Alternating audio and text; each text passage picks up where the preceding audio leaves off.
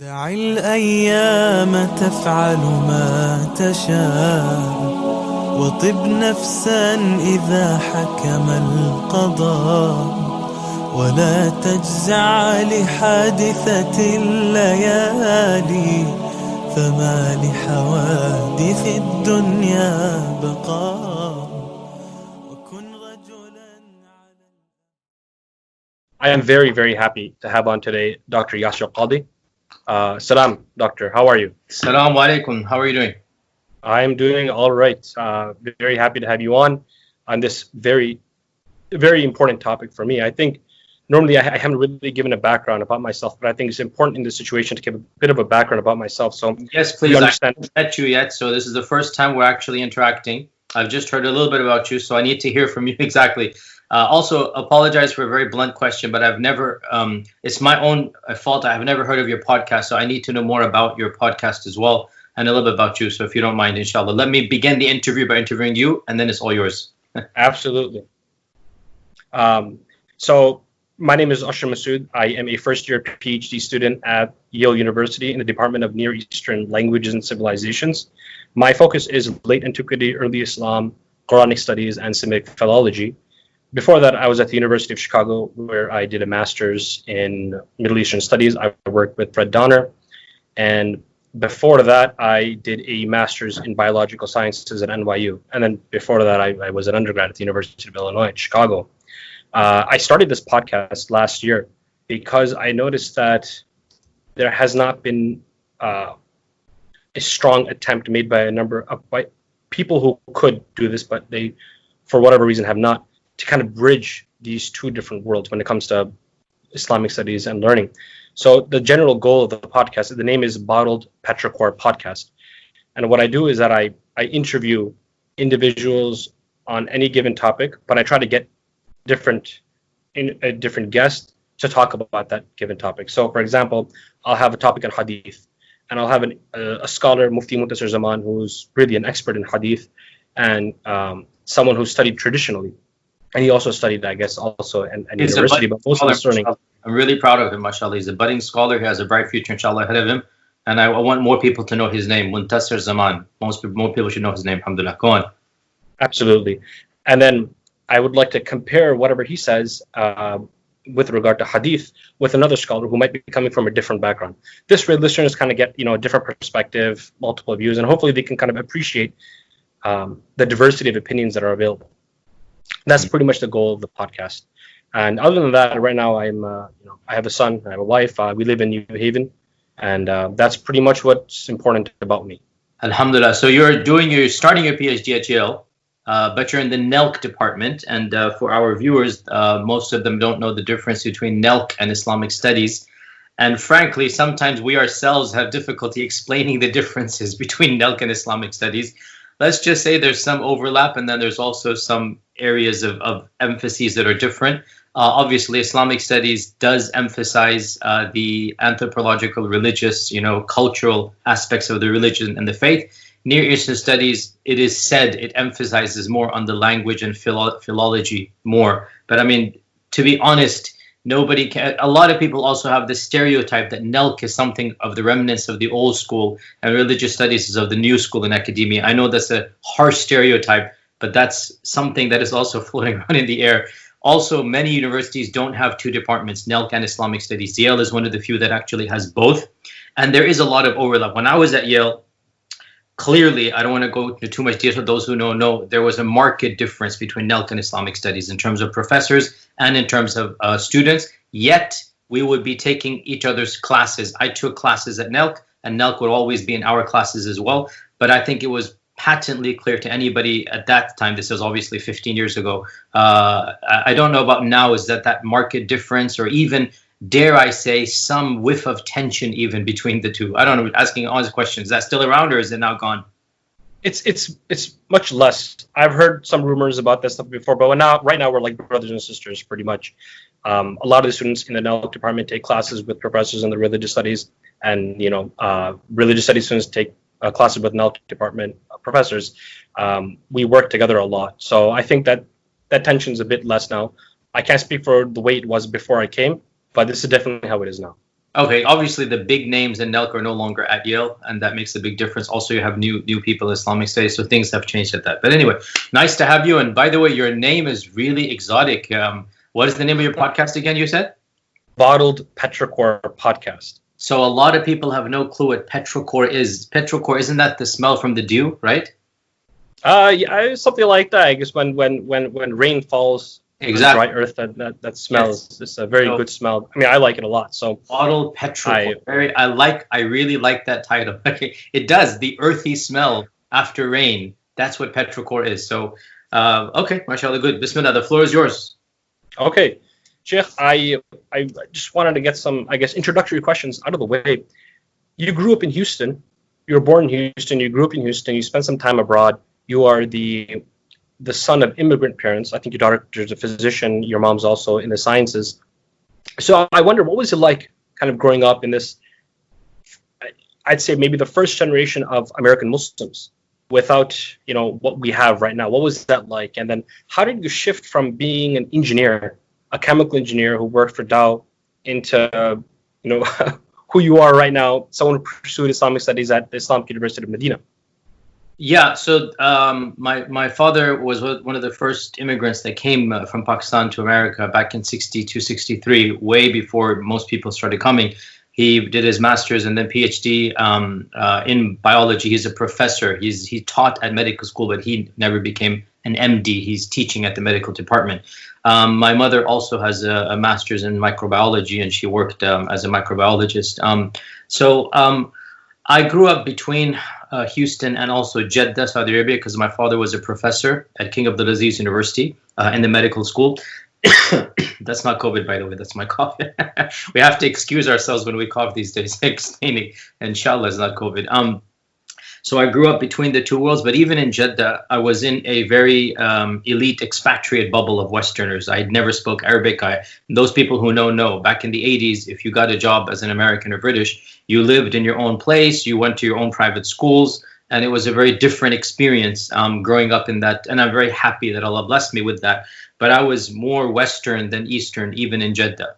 And it was an interesting experience. Obviously, we'd come back here pretty much every year, spend 3 months or 2.5 months in the summer, and we would stay here, go back, and we were connected with America throughout growing up, my youth. So that was a very interesting experience for me. My father and mother, alhamdulillah, they still are. They're still alive, alhamdulillah. They're very religious from the very beginning. But they became religious coming to America. Like America, as you know, it has this impact on people. Like we need to become more religious, and so they turned to religiosity. And my father was one of the first who founded the mosque of Islamic Study of Greater Houston, ISGH, which is the first mosque in Houston, and it is now the largest conglomerate of mosques all across America. Over 25 mosques are under ISGH. So I'm very proud that he has done quite a lot, when he came here. So growing up, I remember vividly going for Jumu'ah and not understanding a single word. I remember going to Sunday school and making fun of the teachers, even as a 5-year-old, because they couldn't speak English, right? The standard thing. So, this is 1979, 1980. That's the memories I have of our mosques and just a feeling of Islam being, okay, you dress up nice, you go for Eid, but there's no, obviously, understanding of what's going on. And I do remember very clearly, not understanding my faith tradition. Going to Saudi Arabia, actually, believe it or not, a lot of people don't understand this, that religiosity is not something that happens in Saudi Arabia. On the contrary, you live in elitist camps and bubbles. And people are not overtly religious in those bubbles. Frankly, it's looked down upon. And my father went to Saudi Arabia in order to be more religious environment for his family, in order to give us a more religious environment. And no doubt, you can't help but be a part of that culture, i.e., I grew up and there was no access to drugs, there was no access to alcohol. And that's a big deal, obviously, as a teenager, that you don't have that access, It's not even possible, even if we wanted to. Back in the 80s, we couldn't do that. But we did have other vices that other kids of the 80s had. You can't be totally protected. Alhamdulillah, came back to America, finished up my, engineering degree. And of course, in university, you're totally independent. Nobody can tell you what to do. And it was during my engineering degree that I decided that I really don't want to pursue a lifelong career in engineering. And I decided at that phase, I think I was around 17, that I really said, you know what, I want to be religious. It's not something that is being pushed on me. I like being religious. It gave meaning to my life. It really gave me meaning. But then I had this huge emptiness of I don't understand anything. I don't know my faith. And remember, this is 1992, 93 era.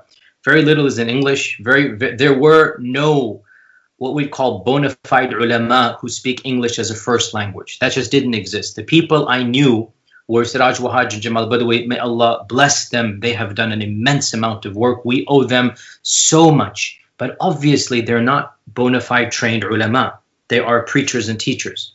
And I met a few people in the Salafi movement who truly mesmerized me because they seemed to be aware of the texts firsthand. They could quote Quran and Hadith from the top of their minds that like I've never seen before. And they knew how to link anything to an actual evidence. And that's very impressive. One of the main things of the Salafi movement, I'm sure we're going to get to this, is the fact that it does link ritual to tradition.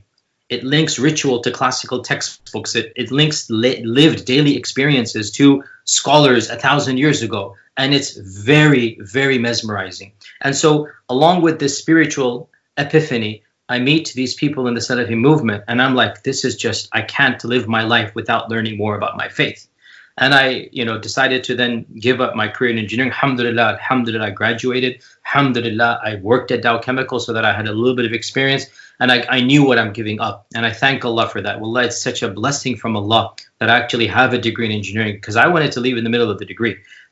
But my father was like, no way, you are our responsibility. This is what you call elderly wisdom that you don't understand at the time. He's like, you're our responsibility. And if you want to choose something else in life, my job is to make sure that you're situated enough to make that choice. Not at this stage. You have to establish yourself, get your degree. Then if you decide to go somewhere else, I can't really do anything. But until you get your degree, I'm responsible to make sure that you get to that stage, right? And at the time, I was very angry. But alhamdulillah, in hindsight, alhamdulillah, it was such a blessing from Allah. I actually worked at Dow Chemical.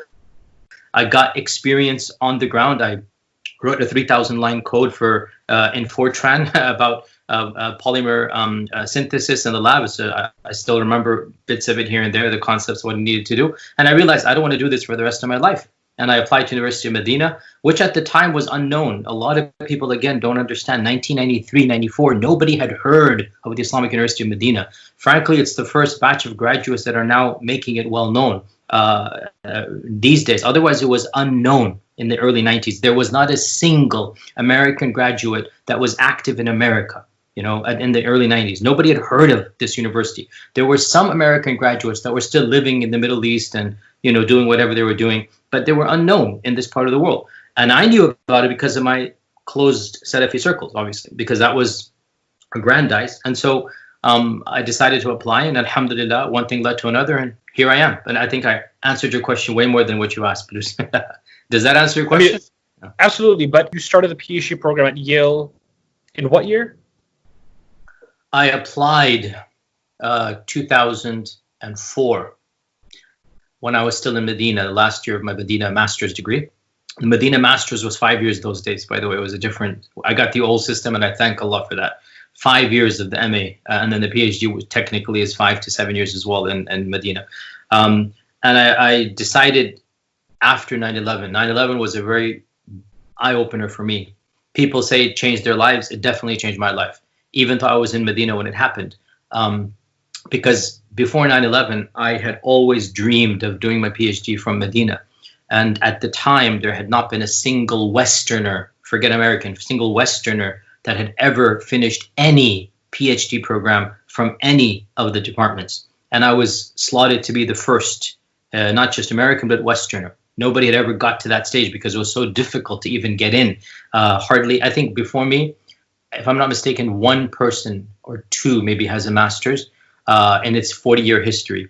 And I was going to be the first with the PhD in any, as I said, department. But I just decided, you know what? I don't want to stay in this beautiful place anymore, despite the fact I love Medina, I love the Prophet's masjid, but I realized that I have a goal that is not going to be fulfilled if I stay in the city of the Prophet ﷺ. And I also began to realize, and I know this is why you're interviewing me, so I have to say this now. I also began to realize in the master's level that knowledge is beyond one strand of Islam. And I began to feel an inquisitiveness and curiosity that I knew would not be satisfied if I stayed in this track. And I could see all of my professors who were senior to me in knowledge, and I could see that their level of knowledge is accessible. I know how to get there. If I stay in this track and I read their books and I continue doing what I'm doing, I can see that. But I could see other people on other tracks, not on my track of basically one strand of Islam. And I didn't understand how to get there. Even at this stage, I had some books that were written by quote unquote, at the time I called them Orientalists, right? Still, I had the antiquated term. I remember I had the Philosophy of the Kalam by Harry Wolfson. You're aware of the book, obviously, right? You know, written in the early 60s? I mean, sorry, late 60s, early 70s. And of course, my speciality is theology and Kalam. And I remember just thinking, this is a mind that I don't understand how he got there. How could this guy write a book like this in English that I'm actually benefiting from and it's supposed to be my field? You know, Kalam is something I'm studying to critique, obviously, because Atharis critique Kalam, and I thought I knew my Kalam inside out. How could I not know Kalam? And I'm reading this book and I'm seeing, I don't understand this mind, how it gets there. You understand what I'm trying to say? My teachers, they're better than me, they're more knowledgeable than me, but I can see how they got there. I can see the track, and I can see if I continue down this track, I'll be at that level, you know, inshallah ta'ala. But these other minds that I'm reading, I don't even understand how they got there. And I began to realize, you know what, I need to go beyond this beautiful, you know, bubble that I'm in. It's a beautiful bubble, but if I want to be impactful in the world, I need to study in other bubbles as well. And I spoke to a very few of my professors who I really thought at the time were forward thinking, and they all encouraged me universally to go and study. Otherwise, mainstream professors did not encourage me. And I don't want to mention any names that are negative because I respect all of them, but the people that are famous in the field of Islamic studies were very skeptical. How could you go study with non-Muslims? How could you leave this, you know, and give it all up, you know, and then go and study with them? But there were two or three that understood in a different, you know, wavelength, including Shaykh al-Hawali, who's now in jail, and Shaykh al-Azami, who was a Hindu convert, and he became the dean of the College of Hadith. My students know about him because I have an interview with him. And they were like, no, you need to leave, you need to go, you need to broaden your horizons. These were the words that some of them were using with me. You need to go and learn from others. And I decided to apply to a number of universities, Harvard, Princeton, Yale, Oxford. I applied, and alhamdulillah, I got accepted to two of them, Oxford and Yale. And it was a very difficult decision for 5-6 months between the two. I visited Oxford, I visited Yale, trying to make up my mind. And alhamdulillah, without a doubt, and with my utmost respect to the other institute, but for me, I needed Yale because Yale gave me coursework, and Oxford would have been straight PhD. And that's not what I needed. I needed the coursework, you know, at Yale. And alhamdulillah, I got accepted 2004. The acceptance letter came, I think, or the beginning of 2005. And I then decided I was accepted to both. 2-3 months back and forth between Yale and Oxford. They're both trying to, alhamdulillah, both of the advisors trying to get me, alhamdulillah. And it's difficult because they both want you and they're both good people. And, you know, prayed istikhara, talked to a lot of people. And I realized that Yale was better for me. And alhamdulillah, it was the right decision. So I started Yale 2005, August. And then I believe you finished in 2013. So as most PhD students know, like you spend 5 years in residence. So 2005 to 2010, I was full-time at Yale. And then 2010 to 2013, I was part-time doing my PhD ABD. So I was already teaching at Rhodes College and I was finishing my dissertation. And so I finished in 2013, yes. So 8 years at Yale and 10 years at Medina, yeah. And then in terms of the coursework at Yale, I mean, what type of courses did you take? Most of the courses that I took at Yale were something that I would never have thought of having done beforehand. They're very interesting, very cutting edge courses. Obviously, as you're aware as well, some of the courses you take, they're just the standard stuff that you just have to take at any program. Languages, for example, I had to take French for reading, German for reading. I had to take 2 years of Farsi, and that was something that definitely was interesting. I'm not much of a person who's interested in Romance languages, but I eked through French and German. I loved Farsi, actually. It was beautiful language, you know. خیلی شیرین زبان. Farsi خیلی شیرین زبان است, right? You have to take Farsi too, right, in Delk, or not? No. Oh, okay. You could, but I chose not to. Oh, okay. But you still have to take other languages, right? Yeah. Yeah, I mean, in any PhD program, in any Western university, you have to take other languages. And that just shows you that they understand that knowledge is not restricted to any one language. And I remember asking Professor Griffel, like, why do we have to take, like my first year, why do I have to take German and French? This is Islamic studies. And, you know, he said to me, the amount of scholarship that exists in these languages, you will never be a scholar. That's what he told me, unless you're able to access these articles and papers. And now I understand, obviously, that there's so much out there. And coming from speciality of theology, of aqidah, and coming across, Theologie and Gesellschaft, you know, the famous 6 volumes, encyclopedia of theology.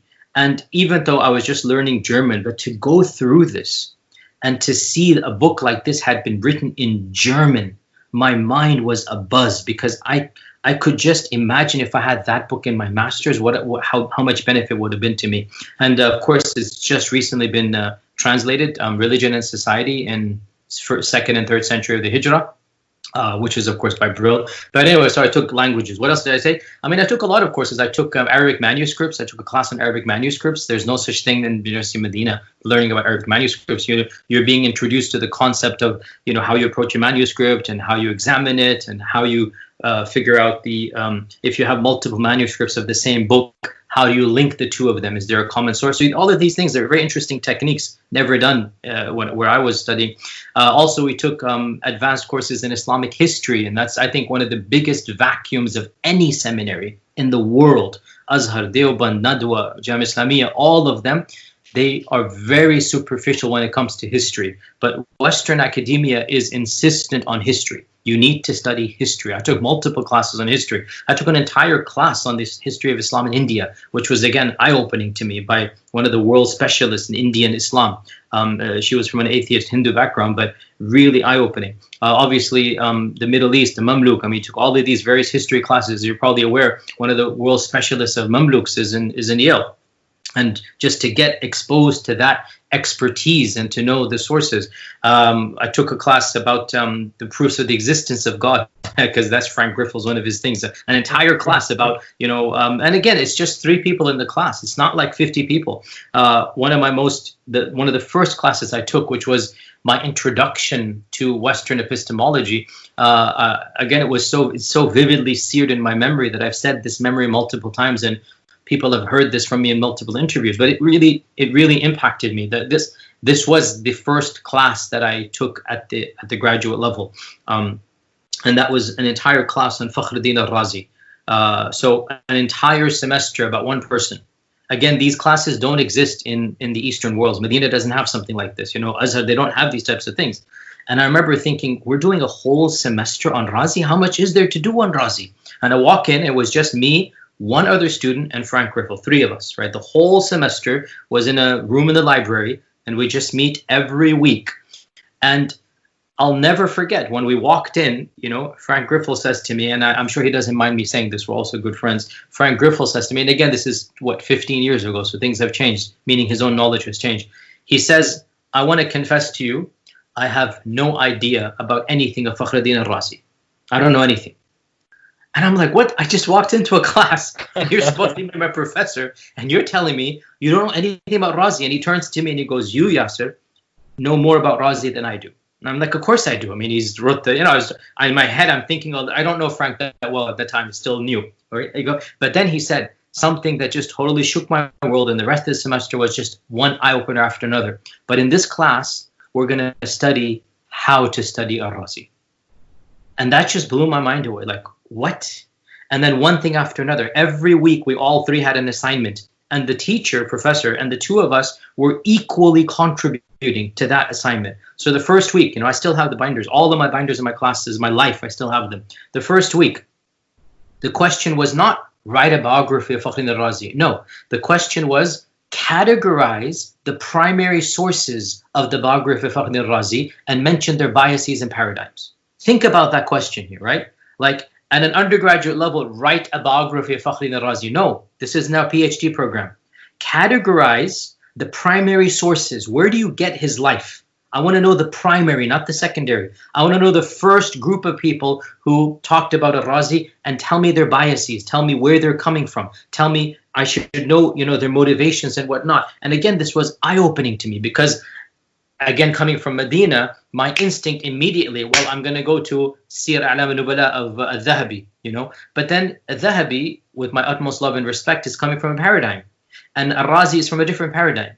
And al-Dhahabi is not the best person to get al-Razi's unbiased. And this isn't, again, this is a bit advanced here. This is not a slur on Imam al-Dhahabi. It's just a factual statement. You don't go to a critic for a critic's biography. It's simple as that. You don't go to somebody who has a problem with you to find out about you. You go to multiple people, good and bad. And so you go to and also al-Dhahabi is coming 2 generations or 3 generations after al-Razi, actually more than that. He's coming 200 years after al-Razi. That's not fair to go to somebody 200-300 years later. And so that's not a primary source in the first place, right? Sir A'lam al-Nubala is not a primary source, and it's not an unbiased source. So for you to start thinking in those ways, to me, these were eye-opening. And then you go one after the other, talk about the stages of his life so that we can then, another project was categorize every single book of his, what time frame he wrote it. Why? Because you need to see the evolution of thought. No intellectual in the history of mankind remains firm on every single point of his. They evolve over time. And if you want to study somebody's life, well, then you need to see how old were they and what stage did they write a particular book in, so that when you compare and contrast the books, you know which one is first and which one is second. Again, these are things that even in Medina, you kind of know this, but you never actually get to this level of categorizing every single book. And students are taught to do this as a part of every project that they're doing. That type of critical analysis that is ingrained into you, it makes you far more perceptive of classical literature. You start reading from a different worldview. You start contextualizing. Again, so much can be said about that class that I took, but that's just one of the classes. And then imagine an entire 5 years on and on and on like this. You start thinking in different ways. And it's not as if Frank Griffel or Professor Bobring or others, they taught me facts about the Quran and Sunnah that I didn't know. That's not the case. Rather, they're forcing questions that my mind has never thought of.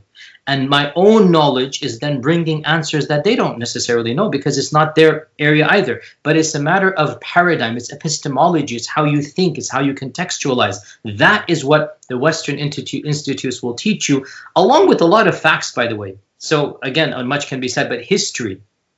You read any book of Islamic history written by an average Shaykh or Alim, and it is hagiography. It is romanticized history. It is picking issues here and there and then sugarcoating and then painting such a rosy picture of the past. By the way, that's not classical Islamic history. If you read Ibn Kathir, if you read At-Tabari, Tarikh al-Umam wal-Muluk, if you read any classical book, you see the good, the bad, the ugly, you see the raw, you see the civil wars, you see the tyranny, you see the injustice. You read pretty much almost any author from modern times, and it's all sugarcoated to make this rosy, beautiful past image, which is simply not true. I challenge anybody to read a cutting-edge book in history written by any Western intellectual or reputable. Frank Donner is the classic example, right? He's the dawn of Islamic history, and you got a chance to study with him. Read some of those books, and it just blows your mind away. Like, it's such a different paradigm. So that's some of what we were exposed to, and every student who's been there knows this. But I don't know, does that answer your question? Or yeah, absolutely. And I think we're going to elaborate more on this later on. But before we get there, I wanted to ask, how would you describe the difference between Yale and Islamic University of Medina or a madrasa somewhere in Pakistan? What would you see are the key differences between these different institutions? So I think a lot of people, they try to compare and contrast. And to me, there are two different worlds completely. There's no comparing and contrasting at all. The two fields, the epistemologies, are so radically different. The questions that are asked are so radically different. The goals that they both have, they cannot and do not overlap. There are two completely distinct and separate paradigms. And people need to know what they're getting into. In a madrasa system, you are being trained by a group of religiously devout people who are very interested in imparting their understanding of the religion upon the initiates, upon a new batch of people, so that their understanding of the religion is replicated and taught across the globe. There is a spiritual element, there is a preaching element, there is a survival element. They need to make sure that that strand survives. There is a salvational element. You want your students to be better so that they will be saved on the day of judgment. So the questions that are going to be asked and the methodology by which those questions will be answered are very different. In the Western paradigm, there is no salvational element. There is no religious element. It is genuine curiosity about aspects that might overlap with the seminary, but the questions that are asked are very different, and the answers and the methodology. So in the seminary, we want to learn what Allah and His Messenger said, sallallahu alaihi wasallam, and in order to get to Jannah. And of course, it will be through the lens of a group of people with one paradigm of Islam. But at that stage, you don't understand it. You think that is the only way of Islam. But the point is that we're approaching the text in a manner by which we're wanting to extract salvational knowledge that is going to help me spiritually, and knowledge that preserves the community, and knowledge that will then impact the broader community, i.e. propagating and preaching. Every seminary wants its graduates to preach to others. In fact, the word da'wah and the word da'i originated from the Ismaili da'wah in Al-Azhar University in 300 Hijrah. You didn't call preachers da'is until Al-Azhar was created, and it started sending its preachers out to give da'wah to the call of the Ismailis, and then it was adopted by the Sunnis. But Sunnis are not interested in ever figuring out that things might have come from outside the tradition. Da'wah as a term and as a tool was not used until the Ismailis. Not that it's wrong by them, I'm just saying historically that's the fact. But my point is that that's not the case in the Western seminary. In the Western seminary, these questions of salvation and whatnot are not, they're more interested, how did every group understand its own salvation? Okay, they're more interested in the anthropological and the historical and the contextual. They're not interested in the deeper questions, because that's not their paradigm. They're not interested in, well, is the Quran from God or not? That's not what they're interested in. They don't even talk about this issue. My entire years of Yale, and everybody knows this as well that goes to academia, the question of whether the Prophet is true or not, it's not even broached. It's not even relevant to them. You know, they're not really interested in it. They're more interested in how later people interpreted the Prophet ﷺ, how the Sahaba, the Tabi'un, how other groups, you know, people outside the faith. That's what they're more interested in. There's an element of history, an element of anthropology. There's no element of salvational, knowledge over there. So this really is important to underscore, because people need to understand that if you're wanting a certain type of knowledge, you're going to get it at a particular institution or a particular paradigm. You need to ask yourself, what do you want from when you're walking into that institution? You're not going to get the same type of knowledge or the same type of questions or the same type of methodology. Completely separate and distinct. And that's why if you're wanting basic Islamic knowledge to pray better, to be a better Muslim, that's not what Western academy is even meant to do. You're making a mistake when you choose to walk into that paradigm thinking that you're going to come out a better Muslim. That's not what it's meant to do. It's meant to make you a thinker and train your thought processes. That's not the same as going to a madrasa system and it's going to hand you, this is how you pray, this is how you fast, this is our theology, this is how you approach the Quran. And they're going to give you well-developed paradigms. You are not expected to challenge within a narrow framework maybe, but you are not expected to challenge that paradigm whatsoever. You walk into Darul Uloom, Deobandi, you walk into Jam Islamiyya, Athari Salafi, you walk into Azhar, moderate Sufi Ash'ari, you are not expected to challenge status quo. If you do, and you go beyond a red line, Understandably, I totally understand. They will expel you. Or even afterwards, if you become too radical, they're simply going to declare you persona non grata. Like, we don't know this guy, even if he studied with us, whatever. Understandably, they're preserving their own internal integrity. If you don't toe the party line, you're not preserving their integrity. In the Western world, they couldn't care less how and what you say and do, because they're not interested in a cohesive integrity. They're interested in making you an independent thinker, and therefore they have no problems if you are still, very conservative in your worldview, or you're very liberal, or whatever. These adjectives mean nothing to them, because they're not invested in you as a person, in your salvational, if you like, eligibility in the hereafter. So the two paradigms are totally different, and everybody who walks in should know what they're wanting to get in before they walk into either of these paradigms. And I think that nicely sums up, I guess, a lot of what we're going to talk about throughout the episode. And I thank the doctor for describing that to us. Now, I went to a private Muslim high school, and we had Islamic studies classes, and a lot of times the Islamic studies classes were taught by scholars, Maulana so-and-so, Mufti so-and-so. And oftentimes there would be discussions of where you learn Islam, where you take your deen. And I remember many times a lot of scholars would say that you cannot learn Islam at a university. You cannot go to a University of Chicago and learn Islam over there. And whatever you do learn might have some type of corrupting impact on you. As I grew up, I realized that most of these same people, they themselves wanted so desperately to do a PhD at the University of Chicago or somewhere else. And so I'm sure that you've heard this before, that Islam cannot be learned at a university. Stay home, I guess. And you touched upon this, but I should probably ask again. I mean, do you agree with this statement? And what was your reaction to people who might have told you this? I know you told me that there were some of your teachers who did support you in this endeavor. And I'm sure there are some teachers who might not have supported you, and some friends who might not have supported you. So first of all, do you agree with this claim? And I guess there's already, a spoiler before, and how do you react to people who might have this claim? If you walk into a Western institute to study a spiritual level of Islam that is meant to make you a more pious Muslim, you're walking into the wrong arena. It's not right or wrong. It's simply that's not what it's catered to do. And I remember even at Rhodes College, when I was a professor there, I'd have innocent Muslims come in and they're like, yeah, I've never really studied anything about Islam. I wanted to study more about the Prophet, the Quran and whatnot.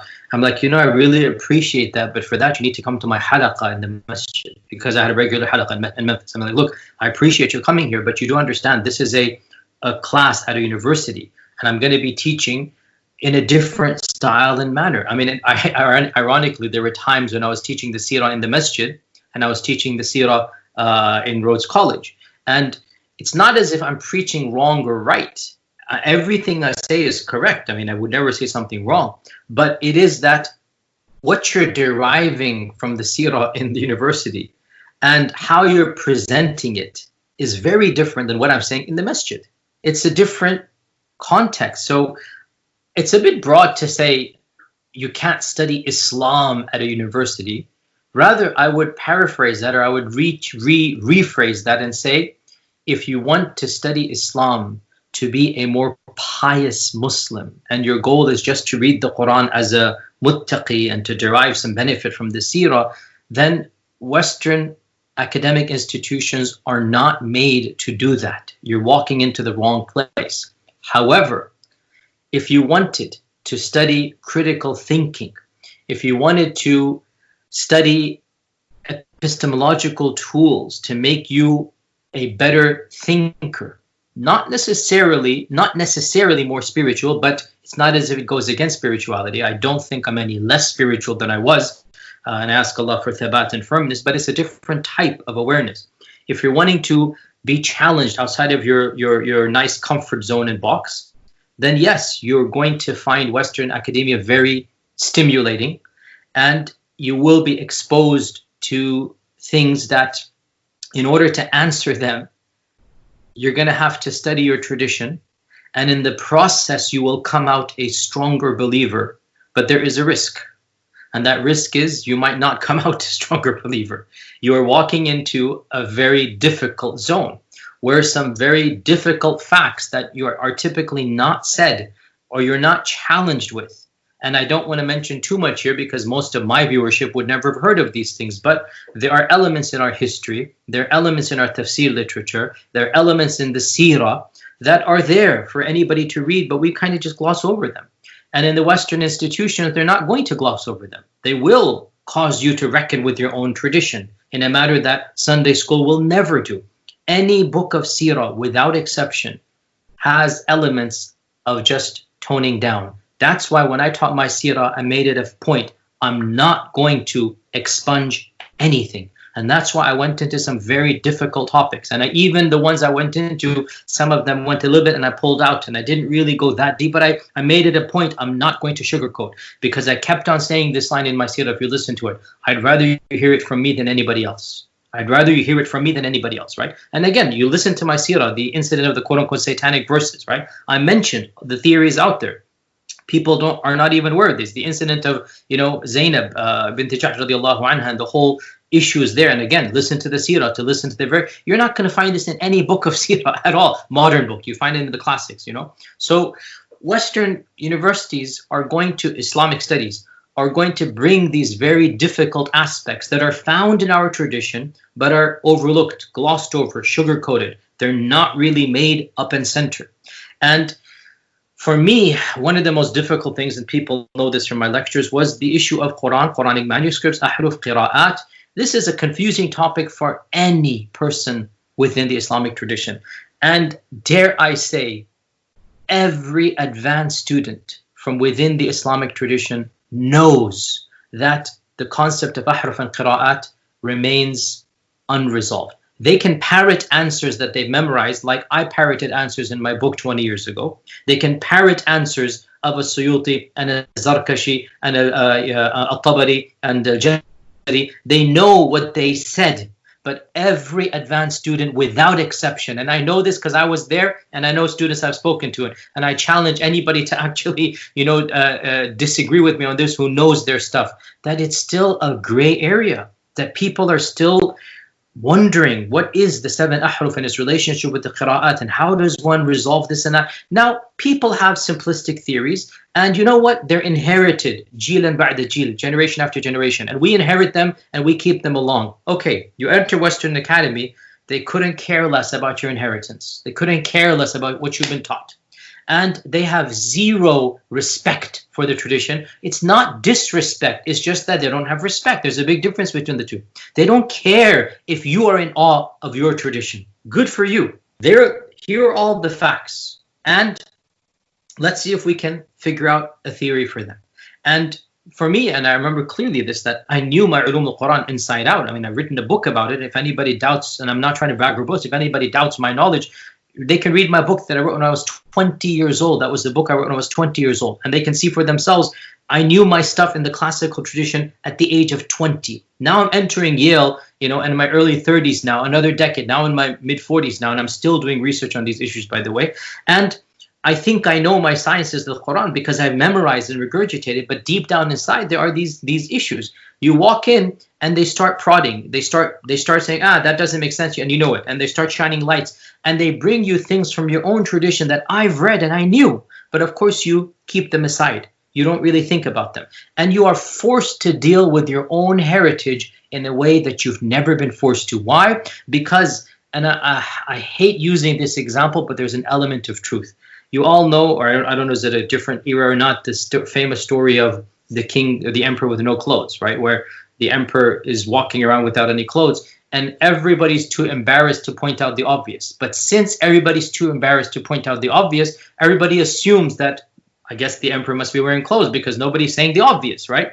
It's that until the 5-year-old kid says, hey, the emperor has no clothes. Then everybody realizes, hey, actually, he doesn't have any clothes on.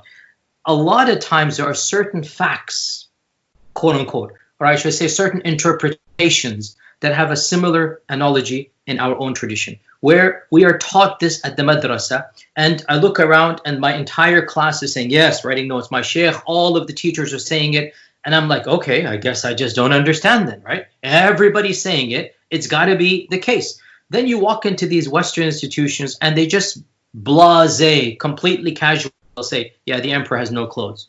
And you're like, how did he know that I was thinking that, but I was too scared to say? Do you see the analogy I'm trying to say? I don't want to be too explicit because I don't want to confuse the readers out there or the listeners out there, but I'm trying to explain that there are certain problematic issues in all of the sciences that every tradition has simply agreed to just pass down, and you memorize and you regurgitate. The problems are not solved simply by regurgitating. Western tradition doesn't care about your tradition, and it'll just call the problem a problem. And it'll just say, well, obviously this is an issue. And then it will produce its own theories. Its theories are so bizarre and so off the mark at times that you're like, no, I can't do this. If I were to go down that route, there's no longer any Islam left. And those were the theories that they were doing about the Quran. And obviously, from my paradigm, that's not going to happen. You're forced then to reckon with the facts that are found in your own tradition. These aren't facts that they're inventing. These aren't issues that they're brainwashing you, unlike what simpletons try to say of me and others. There's no brainwashing going on. You know, if you look at the tradition, these are facts found within the tradition. But the tradition has evolved to make this illusion of a beautiful building, and you are taught this building, but then Western academia shows you the imperfections of that building, shows you the human element of that building that you were taught was divine. So all of this is mere speech because I don't want to get to actual examples because that is very problematic. I'm conscious of the fact that I don't want to make people doubt the tradition. I want them to understand the tradition is a human element and it's good and it should remain there. But Western academia will cause you to think in a different level. And that level has pros and cons for the average Muslim. I guess I'll leave it at that for now for that question.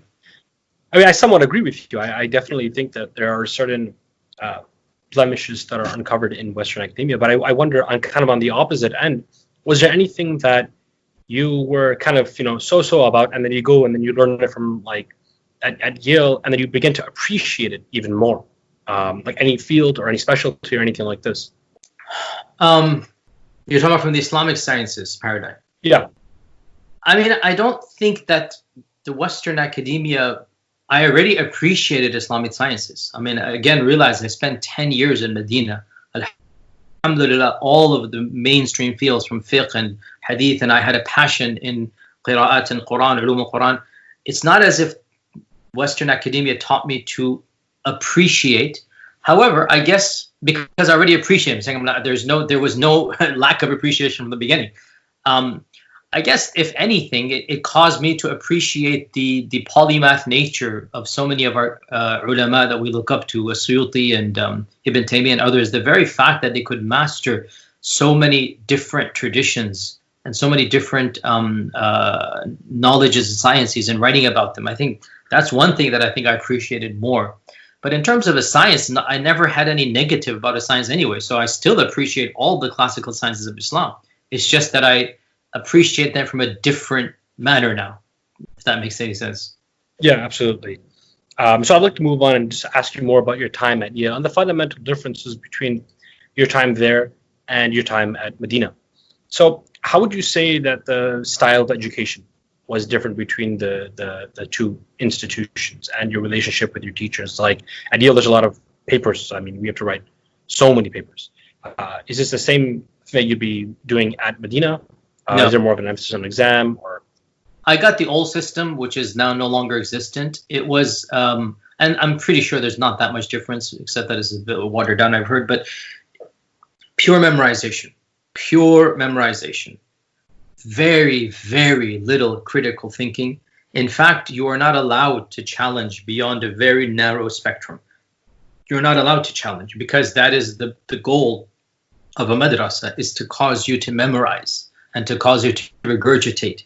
Our exams were comprehensive. We had to do 25 hours a semester. 25 hours we took, not 18, 25 hours a semester, 17, 18 subjects, at a time. And every single exam was simply memorizing everything and regurgitating. You did not have to have much comprehension. If you could memorize, you would get an A. Yale is the exact opposite. Zero memorizing, 100% comprehension. That's why there's papers. These papers are probing. These papers challenge your understanding. You are forced to think about issues critically. Totally different paradigms of teaching styles. As you yourself mentioned, at Yale, we had a paper a week for almost every single class. At Medina, we had one comprehensive exam at the end. The entire binder had to be memorized word for word. I remember some of the binders literally, it's as if you are replicating half the binder in your final exam from memory. That's what it is. And again, each system, this is not a diss at either. It is simply a factual analysis that this is what it is, that the Medina system or any Islamic system is meant to produce mini walking encyclopedias. You're expected to memorize vast amounts of the classical heritage and then regurgitate. And those that are able to do that are admired immensely. And the greatest ulama that I studied with truly were walking encyclopedias. You know, you can't help be impressed when in the isnad somebody's mentioned and your sheikh from memory says, oh, this so-and-so, he's actually so-and-so, the son of so-and-so, born this, died here, his teachers where he lived there. And, you know, as you know, there's like 10,000 people, you know, in the chains. And for this person to know this person, you know, for this sheikh to know this person off the top of his head and be able to regurgitate. Now, obviously, at some level, it takes you 10 seconds to look this person up on your own. But the fact that somebody's memorized it is very impressive. The same goes for the fiqh opinions, for example. And again, I'm not trying to be dismissive at all. But it is impressive when the sheikh you ask him any question, he'll close his eyes, he's going to say, oh, the Hanafi say this, and the reason they say this is because of this and that, and their usul al-book, their usul al-fiqh is based on that. The Shafi'i say that, the Maliki say that, and, you know, Ibn Taymiyyah says this, the Hanbali say that. For him to quote you off the top of his head, there's no doubt that is very impressive. With my utmost humility and respect, though, it's not that difficult to look this up yourself and extract the same things. The more difficult aspect would then be to contextualize and think it through. And not that they cannot do that, but that's not what they're taught to do per se. What they're primarily taught to do is to memorize. And of course, the Western tradition, they don't care about memory at all, at all. You are not expected to, nor is it something per se impressive that you know anything from memory. They understand the books are all there. They understand you can look them up. We never had a closed book exam at Yale, as far as I remember. I don't think we ever had one closed book exam at all. That's to the best of my memory. Maybe there was something basic, but nothing that I can even remember like this. It's all papers and open book and do your own research. So the teaching styles are totally different, and obviously the questions are totally different as well. As like you understand, like I already explained, the questions from an Islamic madrasa are salvational, and they are meant for you to understand the paradigm they're coming from. You know, how many types of tawheed are there? What are the evidence of the types of tawheed? List the types of qadr. You're not allowed to challenge the types of qadr. You cannot say, well, actually, this is what Ibn Taymiyyah said, but Al-Razi said this, and Al-Maturidi said that, and actually Qadi Abdul Jabbar said this. You cannot defend Qadi Abdul Jabbar, the Mu'tazili, in Medina. If you were to do that, you would be expelled. Whereas maybe an equivalent at Yale would be, you know, how did various Muslim theologians understand the concept of qadr? And, you know, you're supposed to contrast between the schools at an equal level. That's not going to be possible at any theological institution because there's always one correct opinion. And I think that's, I didn't say this explicitly. In every Eastern institution, there's one correct opinion. In some issues of fiqh, they might allow you 2 or 3, but generally there's one answer. And this is the right answer. And you'd better say the right answer or else something is wrong with you. Whereas in the Western institution, you are not expected to say any answer. You have not only the freedom, but you are encouraged to be your own person. And of course, that has its pros and cons because, again, they're not interested in the truth or the haqq with the capital ha. I make fun of this. They're not interested in the haqq. They're interested in the thought processes. Whereas Eastern institutions are interested in the truth and what is the truth, and you memorize the truth, and then you defend and propagate the truth. Some differences between Medina and Yale. I had the good fortune of studying at some madaris, and I remember that my relationship with my teachers was somewhat formal, depending on their age. And so there was, you know, khidmah that you do for your teachers. There's a high level of respect that you have. I would never think to call my teacher, hey, Muhammad. I'd say, Shaykh or Maulana or something like this. So I'm assuming you had some of the similar kind of relationship with your teachers in Medina, and I wonder how that changed when you got to Yale in terms of a relationship that you had with these people that, I mean, you work with them for a long time, 2 years of coursework, 2 or 3 years of coursework, and then you're writing your dissertation, you're interacting with them. So, I mean, you develop this love for them. So, I mean, how is the relationship between your teachers different between the two places? Yeah, obviously, this is reflected in the relationship as well. So obviously, the Eastern tradition, and again, I really appreciate and love that. You're expected to honor, you're expected to do khidmah of your teachers. You're expected to, sit with a certain posture. You cannot even, sit comfortably. You know this. Like, if you sit with adab and respect when you're in front of the teacher, you are physically, do them khidmah if you're able to, if you're able to. I mean, I wasn't able to do that to most of your teachers in Medina, but I mean, those that you're able to, you give them gifts, or you do them khidmah, you make chai for them if they're at your house, whatever. You physically show them their respect, and that's great, and that's spiritual knowledge. Obviously, at Yale, it's a more of a friendly relationship. I remember, Frank Griffel, the day that we used to call him, Professor Griffel. And the day that I passed the ABD exam, and so technically I'm a professor or a PhD, the first thing he tells me is like, okay, Yasir, from now on, don't call me Professor Griffel, call me Frank. I'm like, whoa, for 2 years, 3 years, I've been calling you professor. It feels weird. He goes, no, you are now a colleague of mine. And like, it's just, again, it's interesting to be told that, you're now a colleague of mine. You are a PhD. I mean, technically I didn't quite have it, but you get the point. I'm basically ABD. I passed the comprehensives, and it's just a matter of the paperwork. And they say, now you're a colleague of mine. You're going to call me. And even I never felt that formality. Even when I called him Professor Griffel, for example, there was a genuine camaraderie and friendship. We would go back and forth, would visit each other and talk about Nishapurian theologies. I mean, he also had an interest in what I had an interest in, even though Professor Bovering was my advisor, but I had a more of a friend, and also he's much older. Bovering is in his 80s now, whereas Professor Griffel was just a few years older than me. And I had a much more friendly rapport. It was very friendly. There was no formality per se at all. And still, if I were to call him up, it would just be, hey, Frank, hey, Yasir, how are you doing? Even though he is a professor of mine. Same goes for the others as well. There was a much more friendly rapport. And again, that's nothing. I'm not trying to be positive or negative. I don't think that's a good thing, and I don't think that's a bad thing. I'm simply describing it as it is, where there is a marked difference.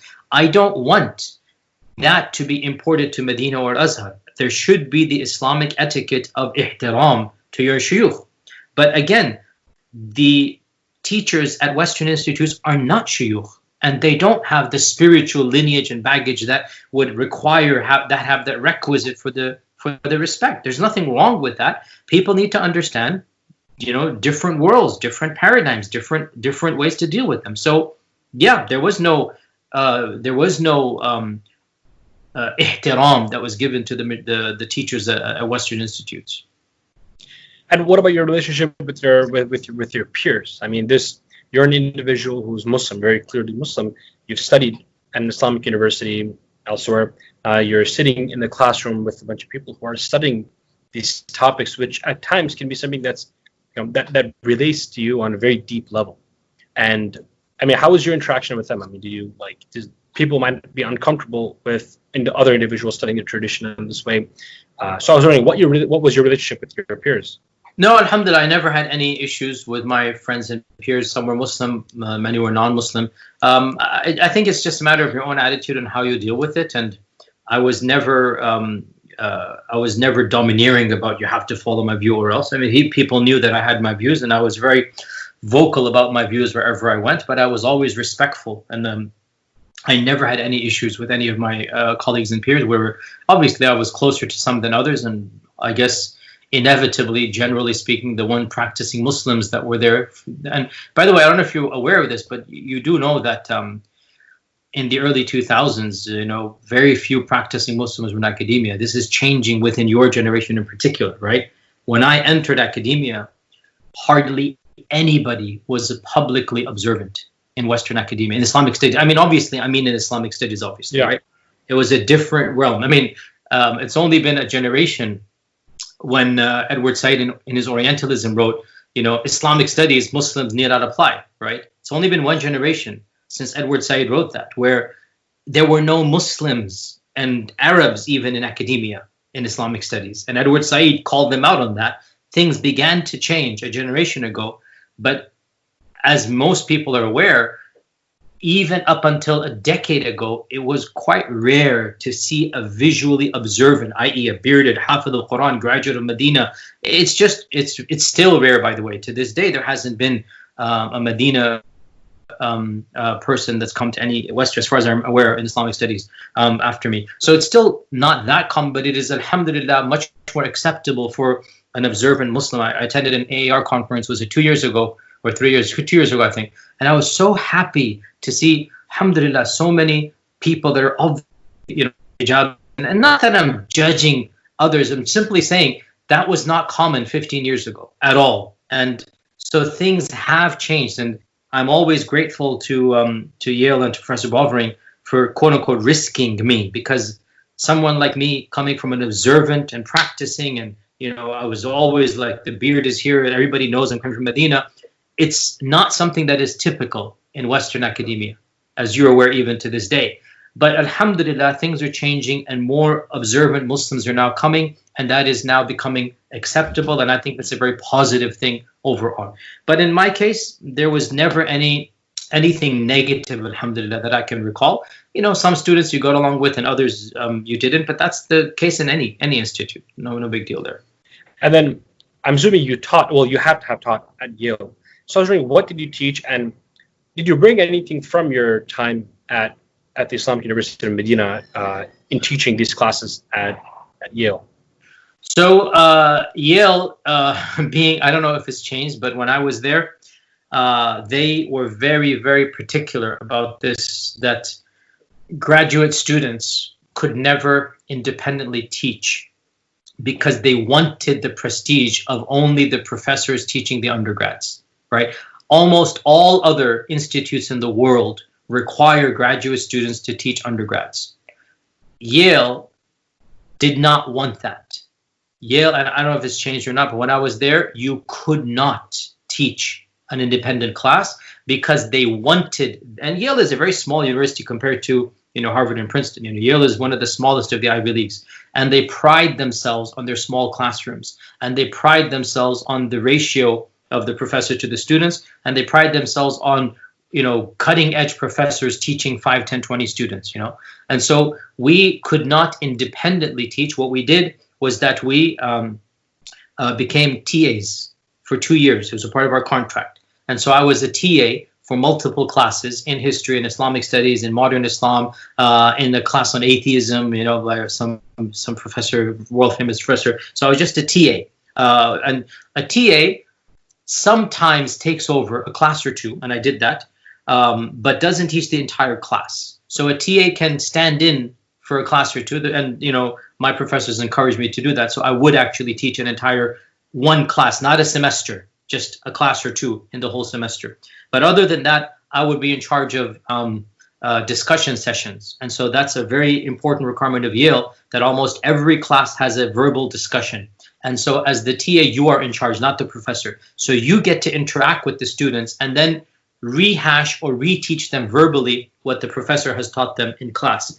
And alhamdulillah, I have all of the reviews. Even I taught for two years. I was a TA for 2 years. And so in the course of that, I taught at least 150 Yalees, undergraduates, as a TA. And the reviews were very, very positive. And they appreciated my honesty. They appreciated my openness. I never hid who I was, my identity, my background. Everybody knew that I was a quote unquote cleric as well. I was, even at that stage, I had somewhat of a national reputation, and many of my students knew that, and they appreciated it. I never had any issues. I never pretended to be anybody else, but I always maintained a level of professionalism.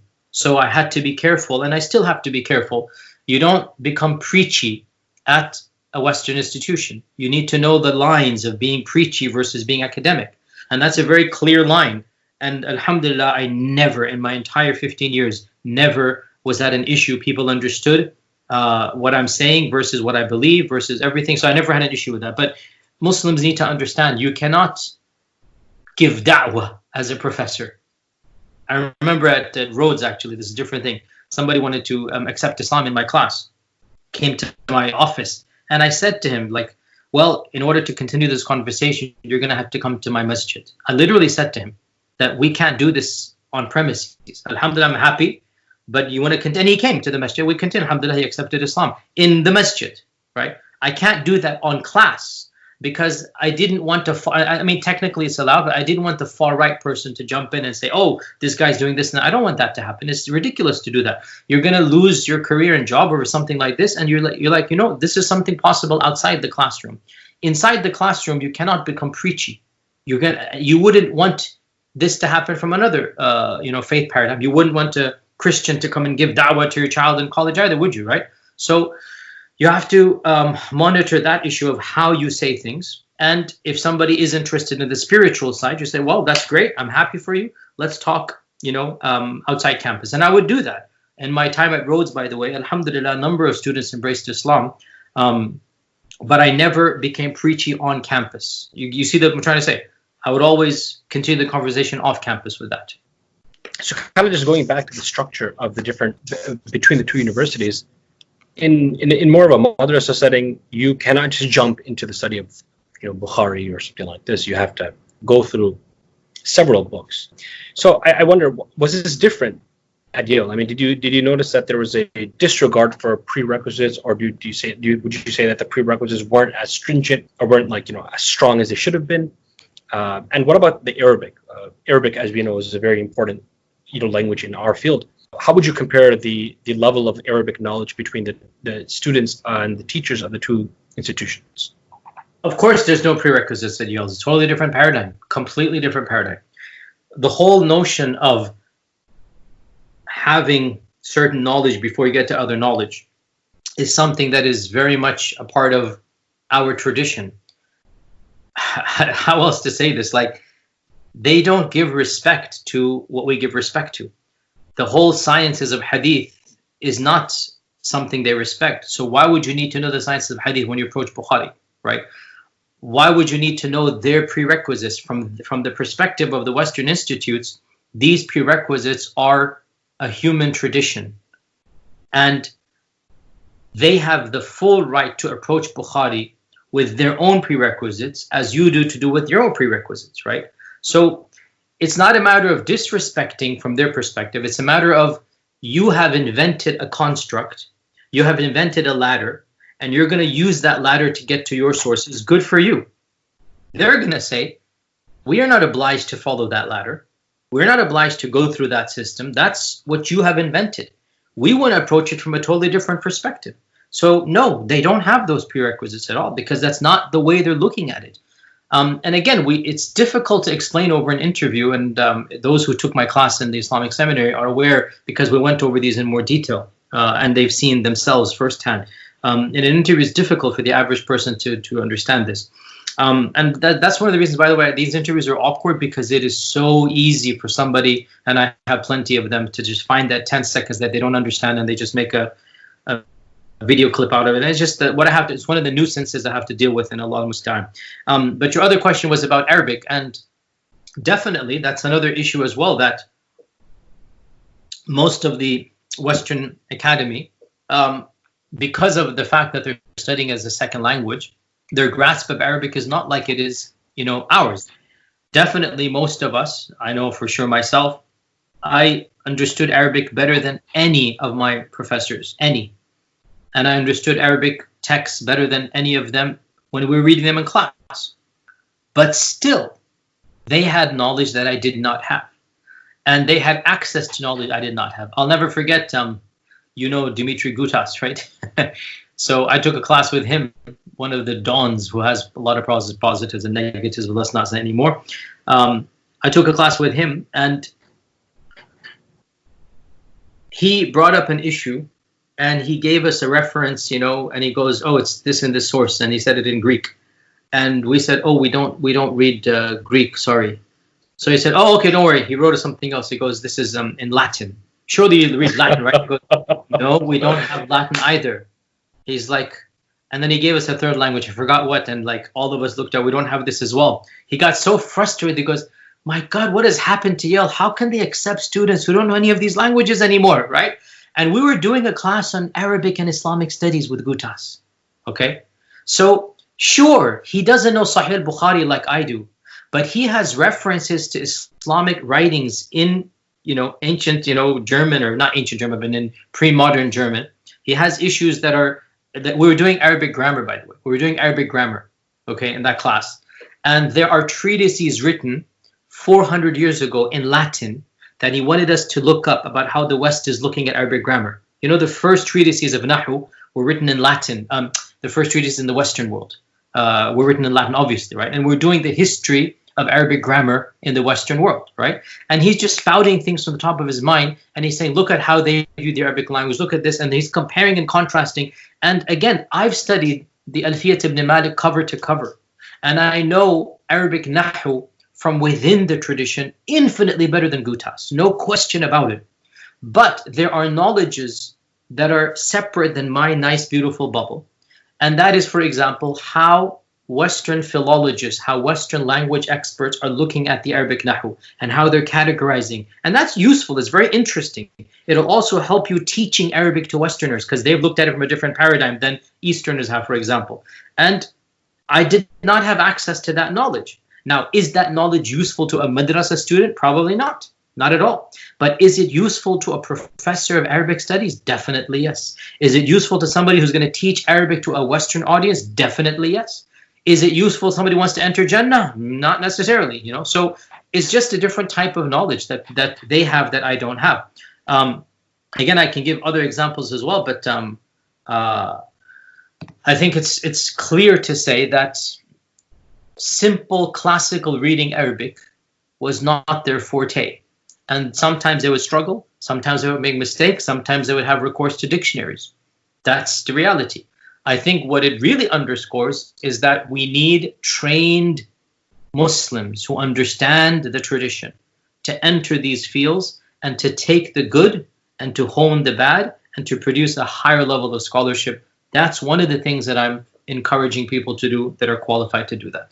You touched upon this before, but you sit in class and there are these scholars that you revere, that you have a lot of respect for. There's also, the Prophet, there's the Quran, but these things they're not things that you revere anymore in the class. The professor might have some respect depending on who the professor is. I mean, they might say, might make some jokes, some comments here and there, but generally, when you hear your peers and your professors talking about this, something that might rub you the wrong way with regard to some details of the Prophet's life that you didn't really you have probably encountered it before, but you probably didn't think much about it or dwell much about it, or someone may be describing the tradition, the Islamic tradition in a certain way. I mean, did you react to this on an emotional level, I suppose, when you kind of hear these things? That's a good question. I was prepared for that. I came prepared. I knew that I would hear things that would be problematic. And I already asked one of my teachers this as well, Shaykh Safar al-Hawali, a person that I admired immensely. I already asked him this, and he told me that don't worry about this. You are not going to be held accountable for this on a spiritual level, because I was worried spiritually. I was worried, am I ethically sinful for sitting in a place where things are said that are semi-blasphemous? This is before going to Yale. Am I ethically sinful for just being quiet and observing and saying things or hearing things, that would be problematic? And somebody that I greatly admire and respect said, look, your intention is to learn these arguments so that you can better defend in the future. You don't have to answer right then and there. Your goal is to understand what they're saying so that you can then form a better defense. And I appreciated that response, and I've lived by that response. So yes, there were things that were said, but a lot of people, they don't quite understand as well that generally speaking, Western academia is not out to deconstruct Islam. They're not enemies and zanadiqa that they want to just destroy. They are genuinely curious people with open minds who are looking at the tradition from a very different framework than you are. Now, whether that ends up destroying your tradition or not is up to you. It's not necessarily their goal. They're not, generally speaking, I'm sure one or two are, generally, and you know this, you're at Yale too, I mean, and people in Western academia know this, they're not people who are harboring resentments and anger. And this is something that the average Muslim finds incomprehensible. Like, why are people dedicating their lives to Islam and they're not Muslim?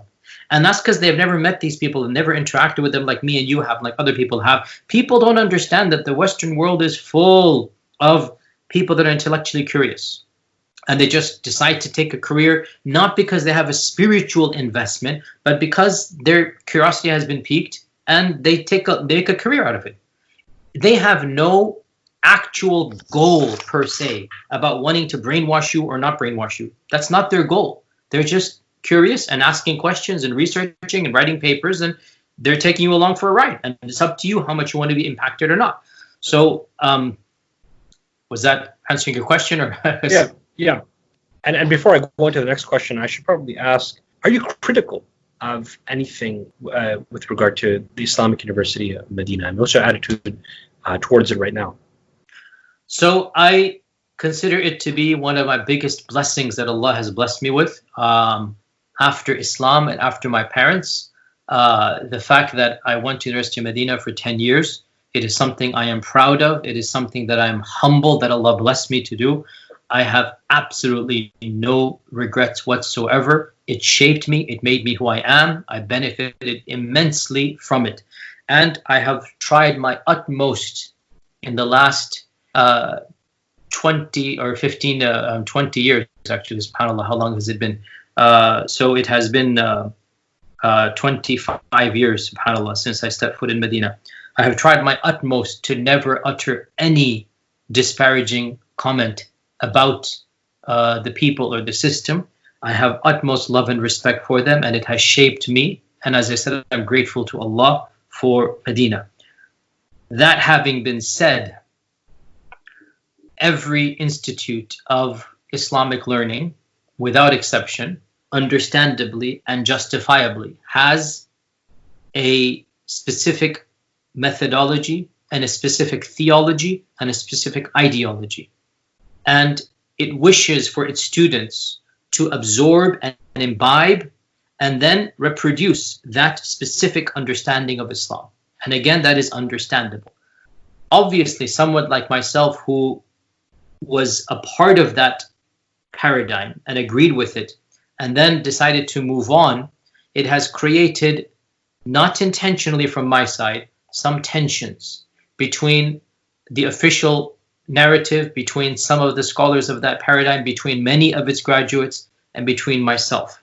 And you see this on Twitter, on Facebook, online, refutation videos. And throughout all of this, I have endeavored to be somebody who tries my best to maintain a respectful attitude. I understand their concerns. I understand they view me as having left the paradigm of Medina. To a certain extent, they are correct. I have. Whether I'm a deviant or not is another issue altogether, but I am no longer officially parroting the narrative that I used to believe in 15 years ago. But I have nothing but respect for all of my teachers, even the ones who criticize me. I have remained silent, and I ask Allah for my hidayah and their hidayah. And for the students as well that are sincere in their criticisms, I understand. And perhaps I would have been the same 20 years ago. Perhaps I would have been the same before seeing what I have seen. All I can say is that those people who criticize, especially those who speak English as a mother language, that they clearly have not even read a single work or have experienced the knowledge that comes from different paradigms. And they are suspicious of any knowledge outside of their paradigm. And because of that, it's difficult to engage with somebody. You know, there's a saying in Arabic that الناس أعداء بما جهلوا. People will be enemies to that which they're ignorant about. And this we see in this issue between me and some of the graduates of Medina, where because they don't understand my changes, because they don't understand what has influenced me, because they're refusing to even read any book outside of their paradigm and tradition, understandably they see me and they wag fingers, say, look, you see what happens when you leave our tradition. And it's not just me, you know, Deobandis that gravitate away from their school, you know, Ash'aris who gravitate away from their school. Anyone who does that, the people that are left in the school, they have no alternative other than to problematize, anathematize, hereticize those who leave the school. Because in order to validate your school, you have to invalidate other schools. And especially the most dangerous person is the one who mastered your school and then decided to move on or move it or leave it or abandon it, understandably. So I'm being very cautious, and I'm trying my utmost to balance my respect of my previous world. And to this day, I don't think I have ever uttered anything negative or harsh. And if I do, it was unintentional. It was not something I'm intending to do or people are reading in. I'm trying to maintain my utmost respect. Medina represents a tradition. It is an Ibn Taymiyyah / Ibn Abdul Wahhab understanding of Islam. And that has a purpose, and that serves a function and goal in the Muslim Ummah. And other institutes have their understandings and paradigms, all of them. I'm trying my best to be respectful, even as I'm saying, me personally, I have moved on from that paradigm, even as that paradigm has shaped me. That's all I can say without getting into too much more detail. Thank you for that. And I don't want to keep you here longer than, how you've been very generous with your time. So I just wanted to ask a few quick questions. And one of the questions that I had, I think we discussed it a lot, but I do kind of want to rephrase it because I think it'll be somewhat valuable still. I had the opportunity to study at, Darus Salam, Darul Qasim, two very good institutes, madrasas in Chicago. And I've also had the opportunity to study at the University of Chicago, and I'm at Yale right now. And so I already think about some of the benefits of the two places. And like, for example, there's a lot of languages that are offered at Yale University, Syriac. If you're interested in these types of things, Greek, Syriac, that you wouldn't really be offered in a madrasa, nor should, that's not really their goal either. But I wonder, as someone who is in a position to kind of formulate your own model and your own, various curricula, what would you bring from the two worlds? Or what would you say, well, maybe there's a lot you could bring. I guess what would be 2 or 3 of the most important things you could bring to the two worlds and kind of just marry them and have them present in an institution? Well, that's a very good question, which is actually quite relevant because that's exactly what I'm doing at the Islamic Center of America. That is exactly what I am doing. That has been my goal for the last decade and a half. And that is to bring the best of both worlds, because the both of them have so much to offer. And I've taught 2 classes so far because it's only been 1 year. The first class we did was the advanced Quranic studies, and the second class was advanced theology or aqidah. And alhamdulillah, there's been over 150 students in both of these classes, and you can see for yourself and ask them as well, that it's been very different, very cutting edge, very, very atypical from either Yale or Medina, because we're bringing the both of these into the classroom, both paradigms. So for example, when it comes to theology, again, very interesting way we did this is that we went over the entire history of the classical, this is part 1, theology part 1, so we did the classical schools. So we went over all of the classical theological movements that developed, and we contextualized them, and we went back to their original sources. We discussed why they came, how they came, and we also did this. Again, this is something that every institute would do for other schools, but it wouldn't do for its own school, because that's where the taboo comes. So the Darul Ulum guys would do it for the other madrasas. The Wahhabis came from there, they came from there. They wouldn't do it to their own. The Medina guys would do it for all the other. The Ash'aris came from there, the Sufis came from there, the Shia came from there. They would never do it to their own. That's where the red line would come. And we did it to all of the schools equally. And we saw the development in every single school. How the Ash'aris developed, how the Mu'tazila developed, how the Khawarij developed, the various schisms of the Kharijites, and then how the Atharis developed as well, and the strands within Atharism, and Ibn Taymiyyah and what he contributed, and how there were different strands before him and after him, and then Ibn Abdul Wahhab and what he did and how he modified and changed things that weren't Ibn Taymiyyah's time. And again, we were respectful and factual throughout all. My goal was that if anybody from any movement was attending, they couldn't criticize us for being partisan. We're being truthful and as academic and as rigorous as humanly possible. And the feedback has been overwhelmingly positive because, again, we're going back to the sources. We're also going to analyses written by people that are generally speaking quite neutral in this regard. For the Quranic sciences as well, we did the same thing, where we are mentioning one of the main books assigned was the Suyuti's Itqan, which is the classic book of Ulum al-Quran. But along with that, I'm bringing in manuscript studies, the Sana'a palimpsests, which a lot of Muslims are not dealing with. This is an issue of modern Quranic studies that is very, very, very problematic. And most of our ulama are completely unaware of what is going on in the Western world. Quranic studies is a classic example of the disconnect between traditional Islamic studies, and between the modern Western world. Frankly, this is a field where more and more Muslims are asking the questions because this knowledge of the West is trickling down in mainstream articles. You know, the Sana'a discovery is something that the average Muslim is aware of, if they're aware of what's going on. If they're not aware of what's inside of it and the repercussions. In our class, we were very clear. We brought in everything. And we said, okay, what can we do? How can we respond to these issues? What can we think about and rethink through from the classical side, along with some of these problematic issues that are coming out from the manuscripts and the differences between the manuscripts and the Uthmanic versions and whatnot. So cutting edge while remaining respectful of the Quran and Sunnah. We're definitely coming from the traditionalist paradigm. We respect the Quran and Sunnah, but at the same time, there are questions that cannot simplistically be answered.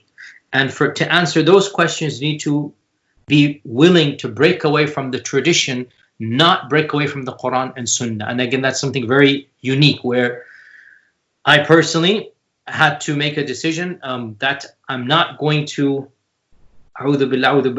use these principles on the Quran itself, because this is the book of Allah subhanahu wa ta'ala. You can't do that. Because if you do that, then nothing is left of Iman. You know, so I made a conscious decision that all of these prodding and probing and questioning, it cannot be done to the book of Allah, because it is tanzilum min al-Aziz al-Hakim. It is from Allah subhanahu wa ta'ala, and I know it is from Allah because my fitrah, because it is simply too beautiful to be a human construct. It's something from Allah. So if it's from Allah subhanahu wa ta'ala, then Allah Azza wa Jal is in charge of it, and good enough for me, alhamdulillah. But there are other questions that come. And so we went to those questions and we answered those questions in a manner that, alhamdulillah, I'm much more comfortable now than I ever was in my entire life about the difficult questions of Ulum al-Quran. But in order to answer those questions, I had to break away from Suyuti's Itqan. Based myself on Zarkashi and Burhan and all of that, but then move a little bit forward and say, Jazakumullah khair, you guys built the foundation for us, but you didn't take into account other things, and we have to now formulate a new response. And then a final question, I think, and this is a good place to conclude. What is the responsibility of a Muslim when it comes to seeking knowledge? And the reason I ask this is, for example, if someone says, oh, I read in this book that this is what Islam says. First thing this person will say is, who's the author of the book? And you'll say, oh, it's a non-Muslim name or some whatever, if there's a non-Muslim name, whatever that means. And he'll say, oh, this guy's not Muslim. He doesn't know what it means to be Muslim. He doesn't know, all the things that we do. So how can you trust what he's saying? And yet the same individual, when it comes to a topic like Christianity or something like this, and someone is telling you, okay, this is the flaw in the New Testament, or this is the flaw in X, Y, and Z. They'll say, okay, so where'd you read it? And you'll say, oh, I read it from this person. But the question doesn't go back. It doesn't say, oh, but this person, he's an atheist, or he's an agnostic. He may be a figure, an important figure in biblical studies, in the study of the New Testament, but still that same expectation is not there. And so I wonder, even as Muslims, what's the expectation we need to have with ourselves as we analyze our own tradition? And obviously throughout this interview, we've been kind of pointing out areas of improvement, I should say, between different traditions. So I say, for the average Muslim, for any Muslim, what is our responsibility when it comes to knowledge about our own faith? So I think here the question that you're asking needs to be clarified. Who's asking it and what's the purpose of asking it? The average Muslim is not and should not be interested in issues of a nature that are not going to be a practical benefit to himself or herself. The average Muslim should be interested in the basics of Islam in a manner that will make his life more meaningful, in a manner that will make his life more productive, in a manner that he'll be or she will be able to worship Allah subhanahu wa ta'ala at their basic level. Me and you were discussing it for academics, and that's a key caveat I need to add. This whole interview, it's really meant because your podcast is a podcast meant for academics, right? Even though maybe because of me, a lot of people listen that are not from academia, but to be very clear, this entire interview is really meant for advanced students that are flirting between classical Islamic studies and Western, academic training of Islam, and wondering the differences between them. Yeah, that's what your podcast is about. So this question that you're asking, if you're asking it on behalf of the average, Muhammad on the street or Fatima in her, in the street or whatnot, for them, they should not really be interested in these difficult questions because it's not going to increase their iman. It's not going to make them a better person.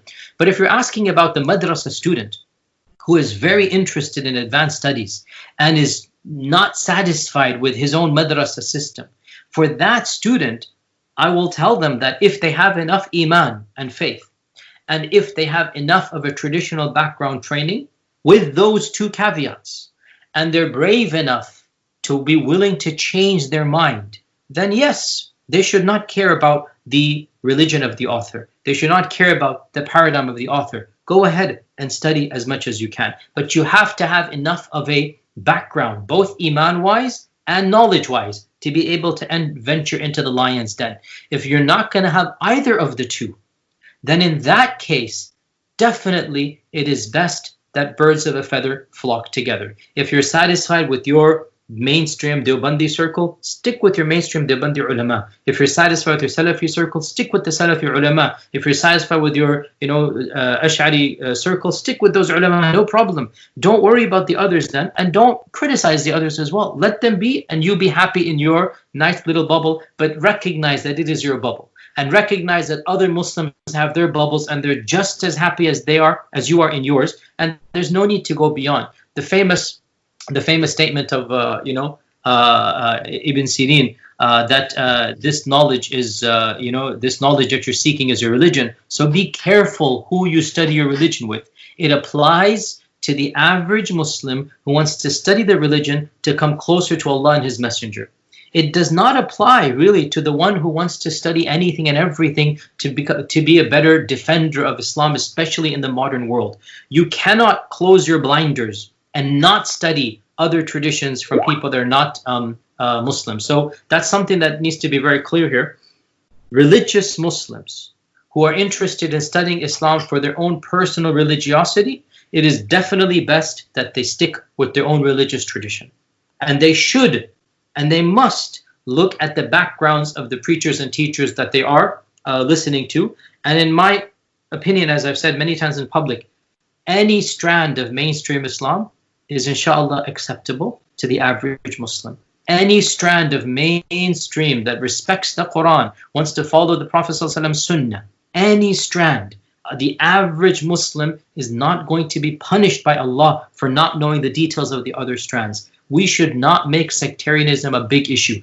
Even non-Sunni strands, we should approach with gentleness and not with sectarian fanaticism, even though I'm not a fan of non-Sunni strands of Islam, right? I think they are making some mistakes theologically, but the way that you present it should not be sectarian.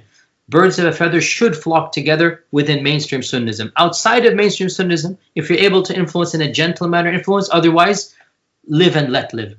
However, academics, trained madrasa students, people who want to go beyond one strand of Islam, they need to be bold enough to break away and to listen and benefit regardless of the background of the person that is writing. But again, with those two conditions and the caveat, the two conditions, they have enough iman in Allah Azza wa Jalla, not in their tradition, enough iman in Allah and respect of the Messenger. And number two, they have enough knowledge of the tradition to know something about it. And then the caveat is that they're willing to change their minds. They're willing to walk in and benefit from that which is worthy to be benefited from, inshallah.